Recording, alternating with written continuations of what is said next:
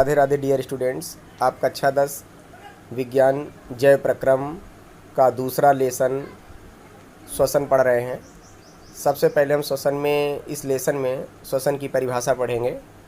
तो श्वसन की परिभाषा जीवित कोशिकाओं में होने वाली वह एंजाइम अभिक्रिया है जिसमें ऑक्सीजन की उपस्थिति या अनुपस्थिति में कार्बनिक पदार्थ मुख्यतः ग्लूकोज का ऑक्सीकरण होता है और ऊर्जा मुक्त होती है। यही क्रिया श्वसन कहलाती है।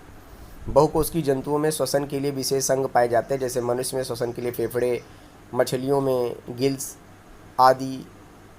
परंतु पौधों में श्वसन के लिए कोई विशेष अंग नहीं होता है।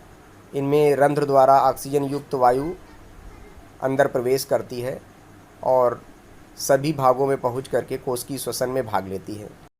इस चार्ट में मुख्य श्वसनांगों के नाम तथा उन जंतुओं के भी नाम दिए गए हैं जिनके द्वारा इनमें श्वसन होता है। जैसे फेफड़े के द्वारा श्वसन मनुष्य, मेंढक, पक्षी, छिपकली, पशु आदि में होता है। और त्वचा के द्वारा श्वसन मेंढक, केचुआ आदि जंतुओं में होता है। और क्लोम मेंढक का जो लार्वा होता है जो अपनी प्रारंभिक अवस्था जल में पूरा करता है। मछली, प्राण आदि में क्लोम द्वारा श्वसन होता है। श्वसन नाल जिसे ट्रैकिया बोलते हैं, कीटों में इनके द्वारा श्वसन होता है। और सामान्य शरीर की सतह द्वारा, जैसे जितने भी एक कोशिकीय जंतु हैं या स्पंज है, हाइड्रा है, इनमें श्वसन के लिए कोई विशेष संरचना नहीं पाई जाती है। ये शरीर की सतह के द्वारा ऑक्सीजन एवं कार्बन डाइऑक्साइड गैसों का लेन देन करते हैं। तथा मकड़ी है, बिच्छू है, इनमें बुक लंग्स पाए जाते हैं। अगला हमारा टॉपिक है श्वसन के प्रकार। भोज्य पदार्थ के अपघटन के आधार पर श्वसन को दो भागों में बांटा गया है। पहला है अवायवीय श्वसन या अनाक्षी श्वसन। कुछ निम्न कोटि के जीवों, परजीवी जीवों, ईस्ट या कुछ जंतु ऊतकों में ऊर्जा प्राप्ति के लिए ग्लूकोज का लैक्टिक अम्ल या तो एथिल एल्कोहल में अपघटन हो जाता है। इसमें ऑक्सीजन का उपयोग भी नहीं होता, इसीलिए इसे अनाक्षी श्वसन कहते हैं। और इस अभिक्रिया में ग्लूकोज के एक अणु के अपघटन से लगभग 21 से 28 किलो कैलोरी ऊर्जा प्राप्त होती है और कार्बन डाइऑक्साइड गैस भी मुक्त होती है। नीचे अनाक्षी श्वसन क्रिया का एक समीकरण दिया हुआ है, इसे आप कॉपी में नोट कर लीजिएगा। दूसरा है वायवीय श्वसन या ऑक्सी श्वसन। यह उच्च कोटि के जीवों में होता है। इनमें वातावरण से ऑक्सीजन ग्रहण की जाती है और जो कोशिकाओं में ऊर्जा उत्पादन के लिए ग्लूकोज का ऑक्सीकरण करते हैं, इसके फलस्वरूप कार्बन डाइऑक्साइड तथा जल उत्पन्न होता है तथा अत्यधिक मात्रा में ऊर्जा उत्पन्न होती है। इनमें ऑक्सीजन का उपयोग होता है, इसीलिए इसे हम ऑक्सी श्वसन कहते हैं। यह क्रिया दो चरणों में पूरी होती है जिन्हें क्रमशः ग्लाइकोलिसिस और क्रेब्स चक्र कहते हैं। अभी हम आगे पढ़ेंगे तो इसके बारे में जानेंगे डिटेल में। नीचे श्वसन क्रिया, ऑक्सी श्वसन क्रिया का समीकरण दिया हुआ है, इसे आप कॉपी में नोट कर लीजिएगा और इसमें ध्यान दीजिएगा, इसमें अत्यधिक मात्रा में ऊर्जा उत्पन्न होती है।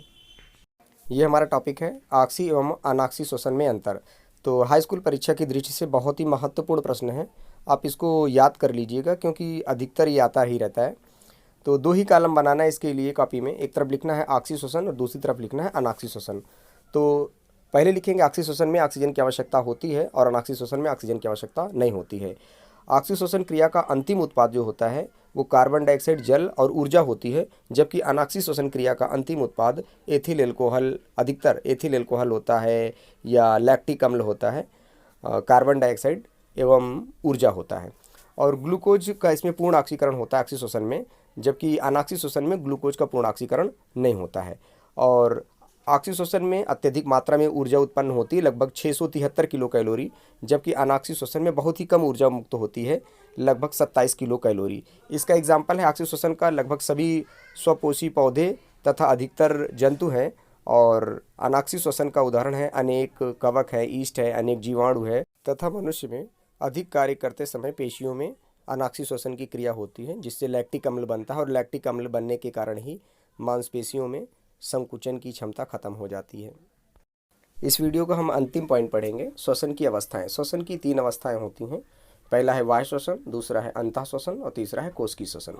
तो बाह्य श्वसन में क्या होता है, जीव और उसके वातावरण के बीच में ऑक्सीजन तथा कार्बन डाइऑक्साइड का आदान प्रदान हो। दूसरा है अंतः श्वसन, इसमें रुधिर तथा ऊतकों या कोशिकाओं के बीच में O2 तथा CO2 का आदान प्रदान होता है। और अंतिम है कोशिकीय श्वसन, इस क्रिया में कोशिका के अंदर भोज्य पदार्थ का ऑक्सीकरण होता है।